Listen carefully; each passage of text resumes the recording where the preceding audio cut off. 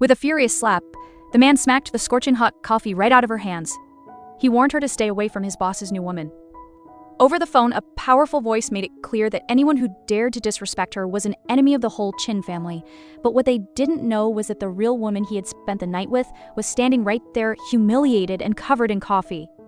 It all started the night before, when the most powerful man in the city, Chin Shaya, was hit by a terrifying monthly curse. The pain was so bad that his assistant had to rush him to the nearest hotel before he lost control and hurt someone. But it was too late. He stumbled into a random room and grabbed a young hotel worker named Jian Lanyan. Overcome by his curse, he forced himself on her, begging her to help him get through the night. The next morning he left, promising that he would take full responsibility for what he did. But before Lanyan could even figure out what happened, her coworker Zhang Lili burst into the room. She saw the single drop of blood on the sheets, and right away accused Lanyan of shamelessly sleeping with a man on her shift. At that exact moment, the billionaire's men showed up, looking for the woman who had saved their boss. His assistant saw the staff schedule and wrongly assumed that Zhang Lili was the one on duty last night.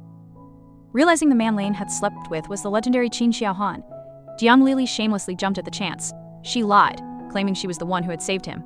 To test her story, the boss called and asked what room they were in. When Zhang Li correctly guessed 603, he was totally convinced. He promised to give her anything she wanted and told his men to bring his new woman home. That's when Jian Lanyin came back, only to be violently attacked and publicly shamed. As the fake was being led away to a life of luxury, Lanyon's phone suddenly rang. The moment she walked in the door, her own mother threw a bucket of freezing water over her head. Her mother screamed at her not to even dare call her mom before her brother viciously shoved a phone in her face. It was the picture of the blood-stained hotel sheet, sent to him by the very woman who had stolen her life. Her brother called her a slut, a tramp, and a woman who would sleep with anyone for a little bit of power. Her mother gave her a cruel choice: find the man who shamed their family and marry him right away, or she would be married off to a total stranger just to save her brother's future. When she screamed back that her brother was just a freeloader who lived in her house and spent her money, he hit her with the final devastating news, revealing that she wasn't their mother's real daughter. That's when their mother collapsed, grabbing her chest in pain. At the hospital, her father was already in a coma and had been a vegetable for the past 2 years, and now her mother was fighting for her life. Her brother blamed her for everything, calling her a public bust before kicking her out and leaving her with nothing. Totally broken.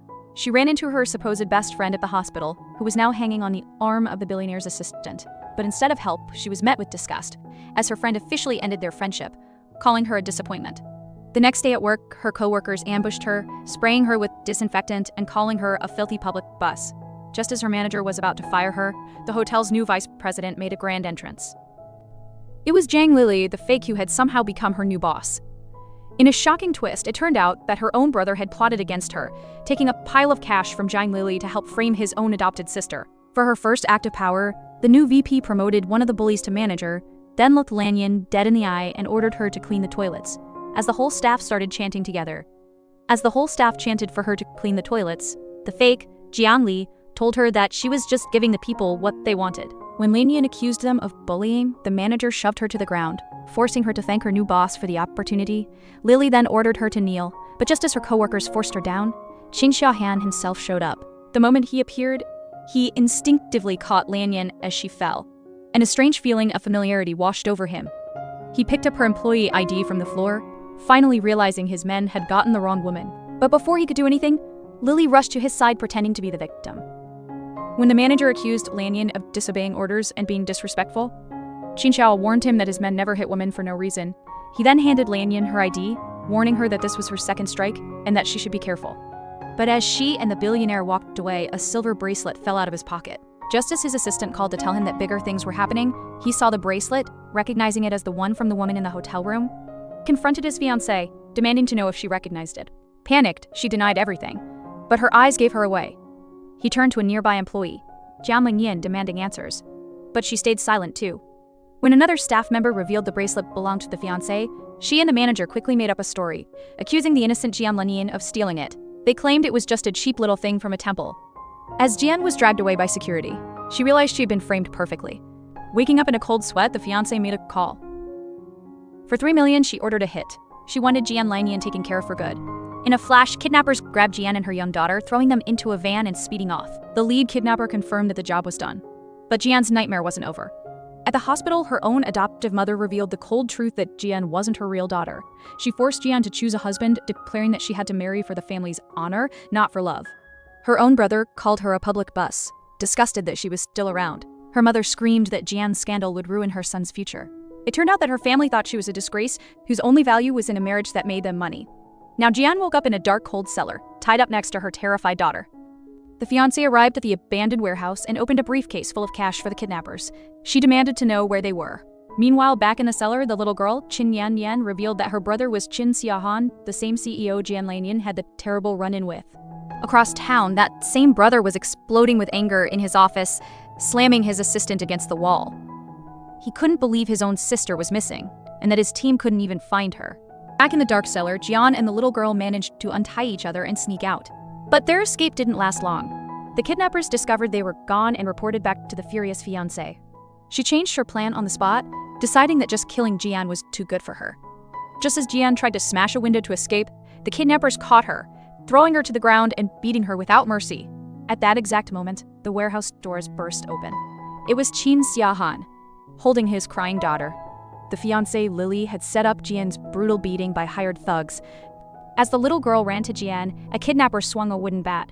But in a final, twisted move, Lily threw herself in front of the bat, pretending to be a hero. Completely fooled, Xiaohan rushed his injured fiancé to the hospital, ordering his men to arrest Jian for kidnapping. In the hospital room, Lily couldn't help but taunt her victim, admitting that she had set the whole thing up. But just as she was gloating, Xiaohan appeared in the doorway, his face pale with anger.